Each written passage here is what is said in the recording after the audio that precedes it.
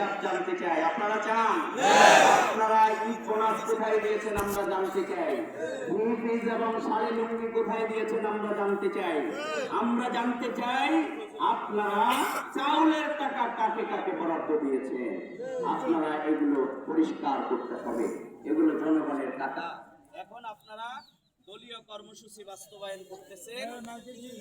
আপনারা নির্বাচনের আগে বলেছিলেন বিভিন্ন কার্ড দেবেন, কোনো অসুবিধা নাই, দিতে থাকেন, কিন্তু বাজেট হওয়া ছাড়া এই টাকা কোথায় আপনারা পেয়েছেন এটি কিন্তু এখন জনগণের সবচেয়ে বড় প্রশ্ন দেখা দিয়েছে। কারণ বাজেট ছাড়া কিন্তু খরচ করা যায় না, নাকি বলে? তাহলে এই সরকার গঠিত হওয়ার পরে বলে যে আঙ্গুলের কালো দাগ মোছার আগেই নাকি সব দিয়ে দিচ্ছে। প্রত্যেকে দিচ্ছেন, এটি কিন্তু জনগণ জানতে চায়। সংগ্রামী ভাইরা আমার, মা বোনেরা, আপনারা কষ্ট করে আসছেন, আমরা আপনাদের কাছে কৃতজ্ঞ। লক্ষ্মীপুরবাসীর কাছে কৃতজ্ঞ। আমার মতো একজন মানুষকে আপনারা প্রথমবারেই আপনারা এইভাবে সমর্থন জানিয়েছেন। আমার মা বয়স্ক মানুষ, ভোটও দিয়েছে, কিন্তু 3-4 দিন পরে জানতে পারছে যে আমি নির্বাচিত হইনি। তা আমাকে বাসায় গেছি আর বলে, তোর এটা নাকি অন্য কি নিয়ে গেছে। তা আল্লাহর কাছে আমি দোয়া করছি যে বিচার আল্লাহ করতে দিয়েছে, এবং এটা নাকি জামাতের, এটা নাকি কারা কারা নিয়ে গেছে। আমি বললাম হ্যাঁ, এরকম অনেক কিছু হয়েছে। বলছে অসুবিধা নেই, অসুবিধা নেই, ওটা আল্লাহ সব ফয়সালা করে দিবে। এরকম কোটি কোটি মা বোনেরা রাত জেগে জেগে এখন আল্লাহ কাছে কাঁদে। কারণ তারা দাঁড়িপাল্লার পক্ষে, ইনসাফের পক্ষে রায় দিয়েছিল। তারা এখনো চোখের পানি মা বোনদের বন্ধ হয় নাই। সুতরাং এই মা বোনদের চোখের পানির মাধ্যমে আমরা কথা দিচ্ছি, আমরা সংসদে এবং রাজপথে আমরা যেগুলো অধিকারের কথা বলেছিলাম তার পক্ষে আমরা সংগ্রাম চালিয়ে যাব। আপনাদের অধিকার নিয়ে আমরা লড়াই করে যাব ইনশাআল্লাহ। আপনাদের জন্য দলের যা, সরকারের যা বরাদ্দ সেগুলো যেন ঠিক মতে পৌঁছায়, এই ব্যাপারে সরকারকে আমরা দৃষ্টি আকর্ষণ করব। আর আমরা এই যে আজকে প্যাকেট যেগুলো সাজালাম, এগুলো কি সরকারের প্যাকেট? এগুলো আমাদের ভাই বেড়াদারা সবাই মিলে আমরা ব্যবস্থা করেছি। এগুলো আমরা ভোটের, এখন তো আগে বলতো যে প্যাকেট সাজাইছে ভোটের জন্য, এখন কি জন্য সাজাই না? এখন আমরা সব সময়, আমাদের নেতারা ফাঁসির মঞ্চে ছিল, আমরা জনগণের পাশে প্যাকেট নিয়েছিলাম আল্লাহর সন্তুষ্টির জন্য। আমরা সে আল্লাহর সন্তুষ্টির জন্য এখন ওই কাজ করে যাচ্ছি, আমরা চালিয়ে যাব। আমার সর্বশেষ সামর্থ্যবানদের তার প্রতি অনুরোধ, যাকাত খরচ করা হয়েছে, যারা অসহায় দরিদ্র সাহিল ওয়াল মাহরুম, এই অধিকার হারা বঞ্চিত মানুষের মুখে মুখে হাসি ফোটাবার জন্য, এই জন্য যাকাতটা তারা আমাদের ফেতরা, সাদাকা এবং এর থেকে অতিরিক্ত দানের মাধ্যমে আমরা ঈদের আনন্দকে ভাগাভাগি করবো। আপনারা রাজি আছেন? রাসূল বলেছে, সেই মুমিন নয়, সেই মুমিন নয়, সেই মুমিন নয়। কে? সে যদি নামাজ না পড়ে, এটা বলে নাই। সে যদি এটা না করে, এটা বলে নাই। ইবাদত বন্দেগীর কথা বলে নাই। বলছে সেই ইবাদতের কথা যে তুমি পেট করে যদি আহার করো আর তোমার প্রতিবেশী যদি উপবাস থাকে, তাহলে সে কখনো মুমিন নয়। আল্লাহু আকবার। সুতরাং আমরা যারা সিয়াম সাধনা করেছি, আমরা তারাবি পড়েছি, আমরা আত্মসংযমের মাস অতিবাহিত করেছি, সামর্থ্যবানদেরকে ক্ষুধার্ত রেখে আল্লাহ অসহায় দরিদ্রের ক্ষুধার যাতনা উপলব্ধির সুযোগ আমাদেরকে দিয়েছেন, নাকি বলে? এই জন্য আমরা ঈদের আনন্দ ইনশাআল্লাহ ভাগাভাগি করে নিব। সর্বশেষ আপনাদের কাছে আমাদের অনুরোধ থাকবে, আমরা এই প্যাকেটগুলো সাজাইছি আর আপনাদের কিছুক্ষণ রোদে দাঁড় করাই যাবে, এটার জন্য আপনাদের কাছে করজোড়ে মাপ চাই। কিন্তু সাজালাম কেন, এই ব্যাখ্যাটা বলে শেষ করতে চাই।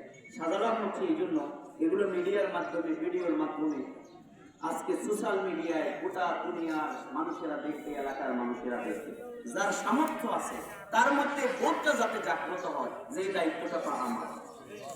অন্তম খায়রাল উম্মতি মুখরিজাতুন। ওই সামর্থ্যবান যে ব্যাংকে হাজার হাজার কোটি টাকা জাকাত দেয় না, তার এই প্যাকেটের ছবি দেখে তার অন্তত হৃদয়ের মধ্যে যেন একটু নাড়া হয়। এই জন্য শুধু প্যাকেট সাজাইলাম, মানুষ বসাইনি এই জন্য, কারণ আমার ভাই বোনদেরকে, আপন জনদেরকে আমরা প্যাকেট দিয়া আমরা কি বলি, উপহার নিয়ে বলি যে ক্যামেরাম্যান একটা ছবি তোলো, আমার বোনকে একটা উপহার দিলাম, আমার ভাইকে কিছু টাকা দিলাম। আমরা কি এগুলো ছবি তুলে ভাই বোনের ফেসবুকে ছাড়ি? আমরা এই জন্য কোনো সাংবাদিক ভাইয়েরা এগুলো নেয়ার সময় এগুলোর কোনো ছবি আমরা তুলব না। এগুলো তার হক, এটি আমার ভাই বোনের জন্য, মায়ের জন্য, বাবার জন্য আমাদের পক্ষ থেকে উপহার। আমরা এই জন্য নীরবে আপনারা সেটি নিয়ে যাবেন, এখানে কোনো কেউ ছবি তুলবেন না। আমাদের বক্তব্যগুলোই আপনারা প্রচার করবেন, এবং যাতে করে সরকার, বিরোধী দল এবং আমরা সকলে মিলে জনগণের যে অধিকার, সেই জন্য আমাদের যে লড়াই, ইনসাফের বাংলাদেশ যেন আমরা প্রতিষ্ঠা করতে পারি। মাহে রমাদানের সেরা উপহার আল্লাহর কোরআন, আসলে সেই কোরআনকে আমরা পড়ি। এই কোরআনের বিধান বাস্তবায়ন করেই মাঠে যত মানুষ আছে, অধিকার হারা, অসহায়, বঞ্চিত আমরা, আমাদের সব অধিকার, সবার অধিকার প্রতিষ্ঠিত হবে, কোরআনের বিধান প্রতিষ্ঠিত হবে। নাকি বলে সবাই বিশ্বাস করেন? দেখেন আল্লাহকে জানলাম, এটা বিশ্বাস করি। তাহলে আমাদের লড়াই কি চলবে কিনা বলে? লড়াই অব্যাহত থাকবে। যত ইঞ্জিনিয়ারিং করুন, যত কালো টাকা ব্যবহার আপনারা করেন, আপনারা সফল হইতে পারবেন না। আপনারা কেউ কেউ বলেন একসাথেই তো এরা লড়াই করছিল, এখন পারতেছে না কেন? মনে রাখবেন, যদি কারো কোন রাষ্ট্রের কাছে আপনারা চুক্তিবদ্ধ হন আর কোন দলের কাছে প্রতিশ্রুতিবদ্ধ হন, তাহলে কিন্তু কদম আগাইতে পারবেন না। বাংলাদেশ জামাত ইসলামীর আমির কাগজে কিন্তু রাজি হন না বলেই তিনি বাংলাদেশের রাষ্ট্র ক্ষমতায় যেতে পারেন না। ডিপ স্টেটের কাছে কতদূর ক্ষমতার এক্সারসাইজ করবে, কি কি করতে হবে, এগুলোতে জামাত ইসলামী রাজি হয় না। এই জন্য ভোট দেওয়ার পরেও আমরা কিন্তু ক্ষমতা থেকে অনেকে বলে আমাদেরকে দূরে রাখা হয়েছে। একজন উপদেষ্টা তো বলেই ফেলছেন, নাকি বলে উনি মনে হয় কি একটা শরবত খায় নাকি, সেটা খাইলে নাকি সত্য কথা বলে। উনি এই মহিলা মনে হয় এটা খাইছে, আরো যদি দু একজন খাইতো তাহলে বাকিও বলে দিত, নাকি বলে। অপেক্ষা করে, সব নারী নক্ষত্রের খবর কিন্তু বেরিয়ে আসবে, কারণ এই সত্য কখনো গোপন রাখা। সম্মানিত ভাইরা, তাই আর কষ্ট দিতে চাই না, আপনারা আমাদের জন্য দোয়া করবেন, আমরা আপনাদের জন্য দোয়া করি। আর যে যে বিপদে পড়বেন, সমস্যায় পড়বেন, আপনি আপনার আপনজনকে যেমনি টেলিফোন করে, আমি বলবো আমাদের এই নেতা কর্মীরা এখানে আছেন, আপনারা আমাদেরকে জানাবেন, আমরা আপনাদের পাশে আমাদের সামর্থ্য নিয়ে হাজির হব। যদি দেখি আমাদের হাতে কিছু নেই, তখন আরো সব মালিকের কাছে আপনার জন্য দোয়া করব।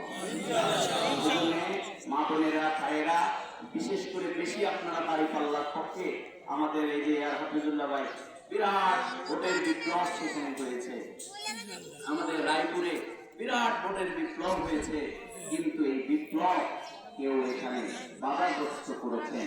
আমরা এখন আপনাদের কাছে সর্বশেষ একটা দাবি জানাতে চাই, আমাদেরকে ভালোবেসে আপনারা দাঁড়িপাল্লায় ভোট দিচ্ছেন, আগামী দিনে এই প্রতিশোধ, এই যে ইঞ্জিনিয়ারিং করা হয়েছে, বিজয়কে চিনিয়ে নেওয়া হয়েছে, এর প্রতিবাদ প্রতিশোধ হিসাবে আগামী দিনে লক্ষ্মীপুর পৌরসভার mayor, councillor, union chairman, member, মহিলা মেম্বার, কাউন্সিলর, আমরা যাকেই প্রার্থী দিই, আপনারা কি তাদেরকে বিজয় করার জন্য